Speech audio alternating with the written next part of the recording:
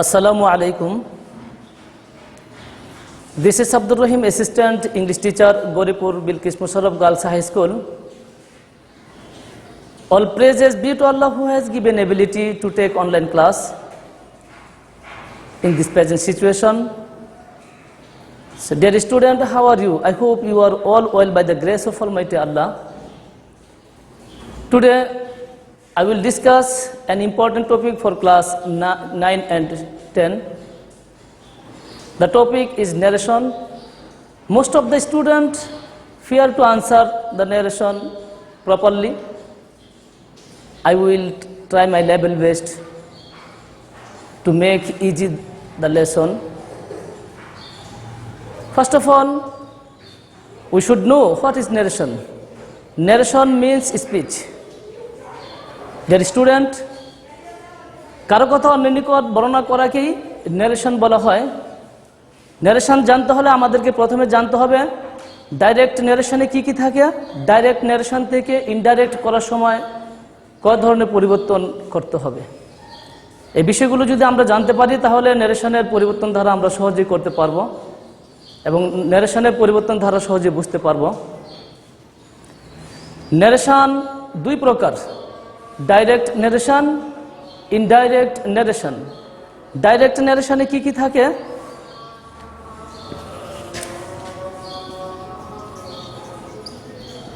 narration আমরা জানলাম দুই প্রকার। এক নাম্বার ডাইরেক্ট narration, প্রত্যক্ষ উক্তি। ইনডাইরেক্ট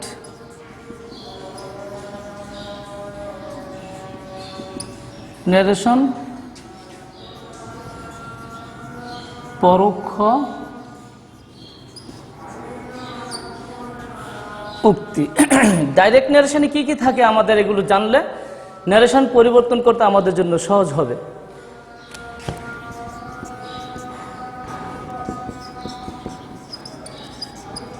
ডাইরেক্ট narration-এ থাকে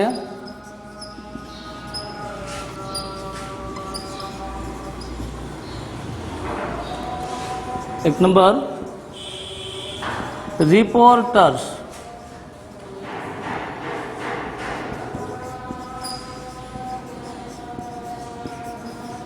বর্ণনাকারী,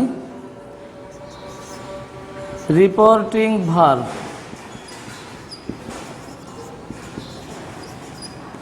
ভার্ব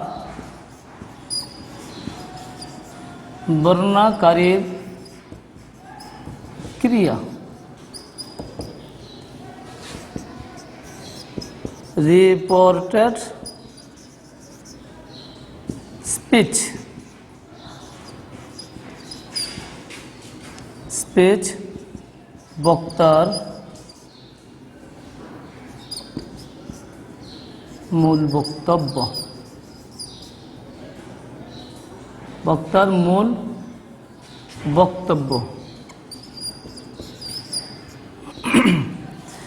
বক্তার মূল বক্তব্যকে ইনভার্টেড কমা, ইনভার্টেড কমার ভিতরে রাখতে হয়। ডাইরেক্ট narration থেকে ইনডাইরেক্ট করার সময় আমরা কয় ধরনের পরিবর্তন করব, তাহলে আমরা একটা উদাহরণের মাধ্যমে জেনে নেই যে ডাইরেক্ট narration-এ তিনটে জিনিস আমরা পাই, reporter, reporting verb, reported speech. যেমন he says to me I am a student.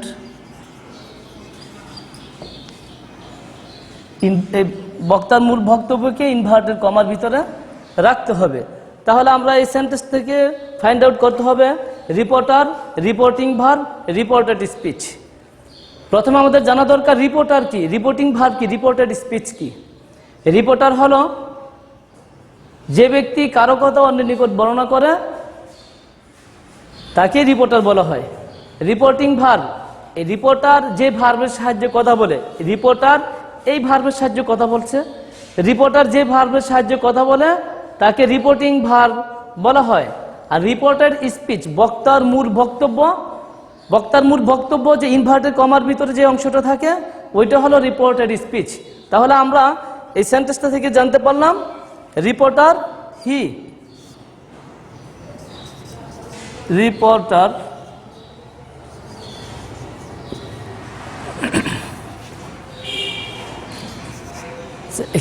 He reporter, reporting verb হলো সেজ।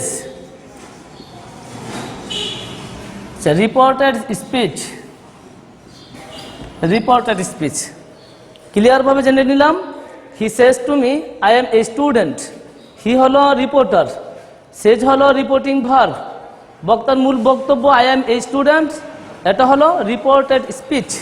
তাহলে আমরা একটা সেন্টেন্স থেকে জানতে পারলাম রিপোর্টার কোনটা, রিপোর্টিং ভার্ব কোনটা, রিপোর্টেড স্পিচ কোনটা।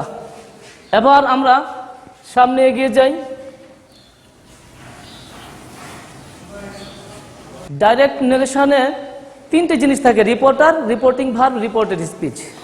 এবার আমরা ডাইরেক্ট নারেশন থেকে ইনডাইরেক্ট করার সময় কয় ধরনের পরিবর্তন করতে হবে ওইটা আমরা জানলেই নারেশন করার জন্য পরবর্তী ধাপে আমরা এগিয়ে যেতে পারবো। ডাইরেক্ট নারেশন থেকে ইনডাইরেক্ট করার সময়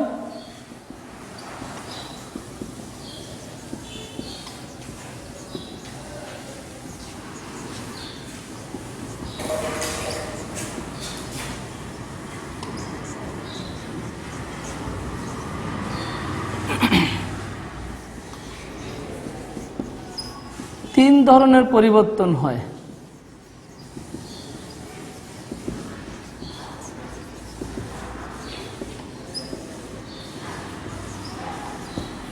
এক নম্বর পার্সনের পরিবর্তন,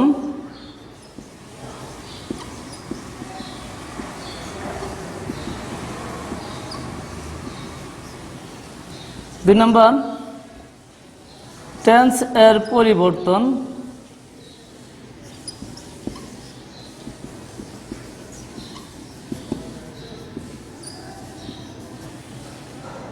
তিন নম্বর নিকটবর্তী ওয়ার্ডকে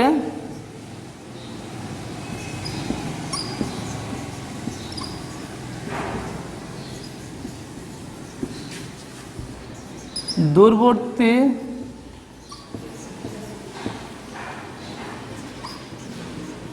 ওয়ার্ড এ পরিবর্তন।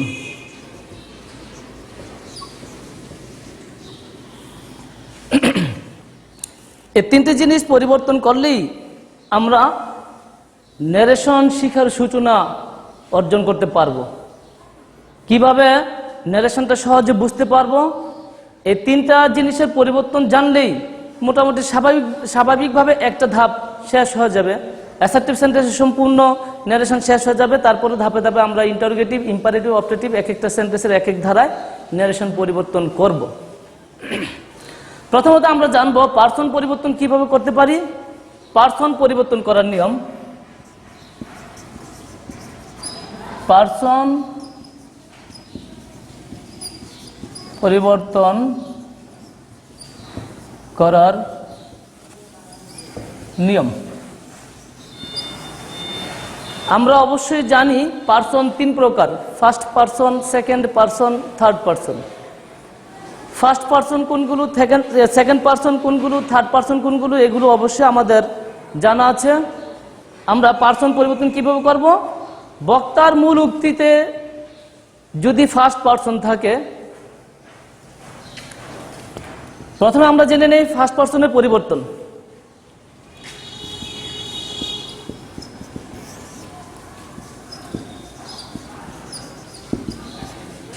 বক্তার মূল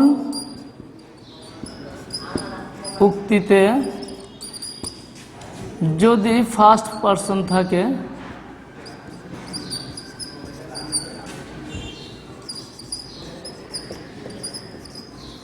তবে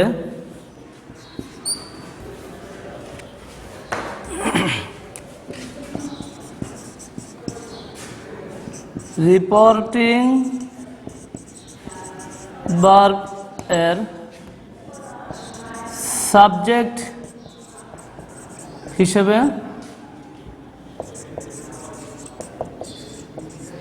পরিবর্তন হয়। উদাহরণ মাধ্যমে আমরা জেনে নেই। He says to me I play football.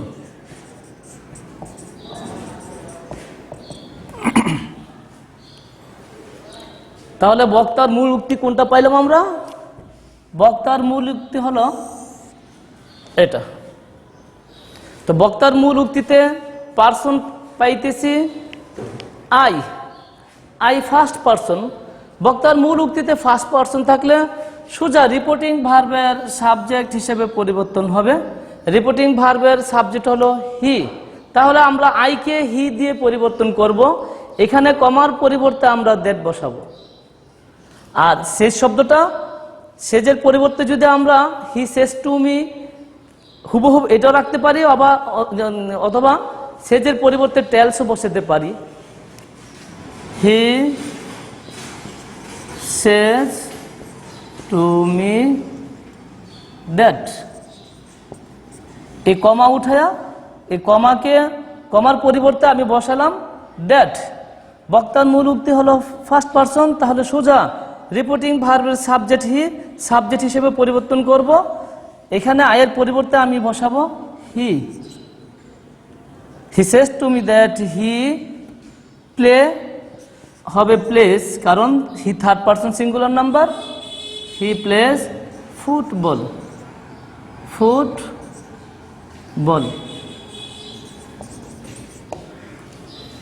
That student. আমি আশা করি অবশ্যই তোমরা ফার্স্ট পারসনের পরিবর্তনের ধারাটা অবশ্যই বুঝতে পারছো। আমি আরেকটি উদাহরণ দিয়ে বুঝাতে চাই। He says to me I have done the work.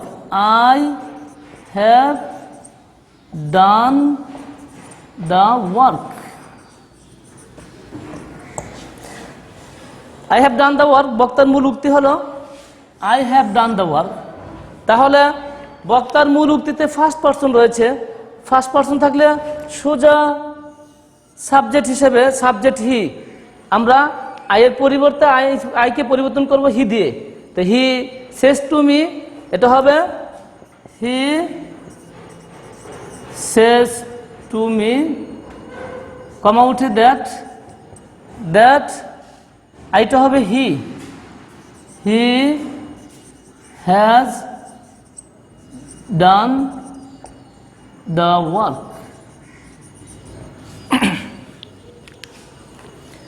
এবার আমরা ফার্স্ট পারসনের পরিবর্তন জানলাম। তারপর সেকেন্ড পারসন কিভাবে রিপোর্টেড স্পিচে যদি সেকেন্ড পারসন থাকে তাহলে আমরা কিভাবে সেকেন্ড পারসনের পরিবর্তন করব তা জানব। বক্তার মূল উক্তিতে যদি আমরা দ্বিতীয় নিয়ম জানবো, বক্তার মূল উক্তিতে যদি সেকেন্ড পারসন থাকে তবে রিপোর্টিং ভার্বের অবজেক্ট হিসেবে পরিবর্তন হয়। বক্তার মূল উক্তি যেমন আমরা একটা উদাহরণের মাধ্যমে বুঝে নেই। He says to me you are a good student.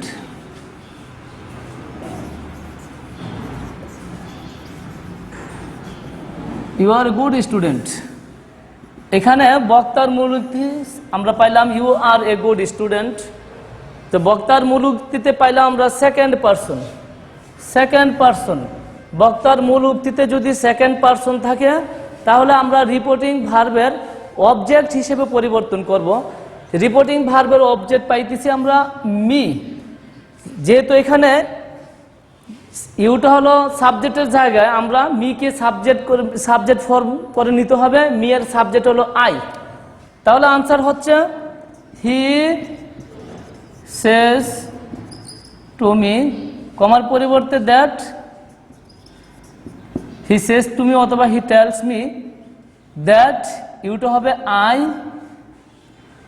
আয়ের সাথে এম হবে, I am a good student. Student. আমরা তৃতীয় নিয়ম জেনে নেই।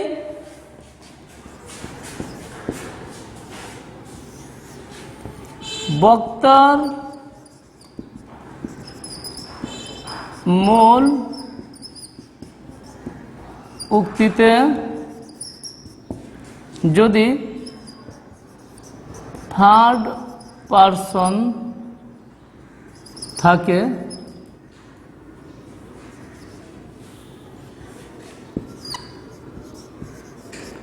তবে রিপোর্টেড স্পিচ এর পারসন এর কোনো পরিবর্তন হয় না, শুধু কমা উঠে ডেট বসে। বক্তার মূল উক্তিতে যদি থার্ড পারসন থাকে তাহলে রিপোর্টেড স্পিচের পারসনের কোনো পরিবর্তন হবে না, শুধু কমা উঠে আমরা ডেট বসাবো আর বাকি সেন্টেন্সের যা আছে তাই হুবহু থেকে যাবে। একটি উদাহরণের মাধ্যমে আমরা বুঝে নেই। He says to me mother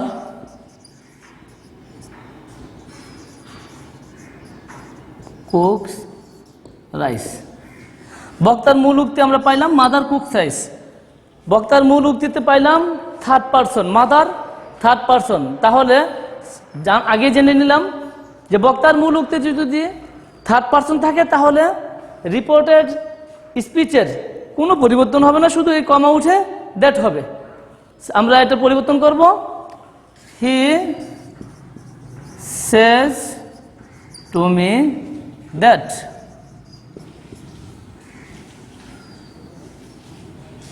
that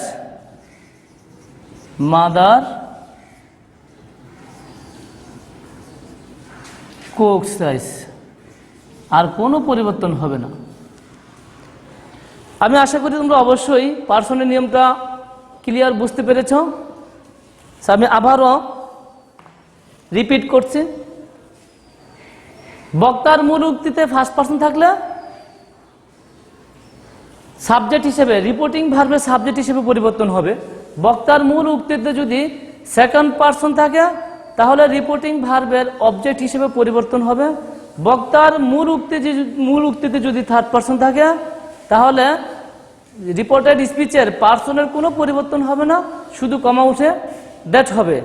আমরা ন্যারেশন করার সময় অবশ্যই আমাদের কেস হিসেবে পারসনের পরিবর্তনের ধারা জানা থাকতে হবে। কোন সময় আই হয়, কোন সময় মি হয়, কোন সময় মাই হয়, কোন সময় ইউ হয়, কোন সময় ইউর হয়। এই কেস ভেদে আমাদের পারসনের ধারাগুলো অবশ্যই আমাদের জানা থাকতে হবে।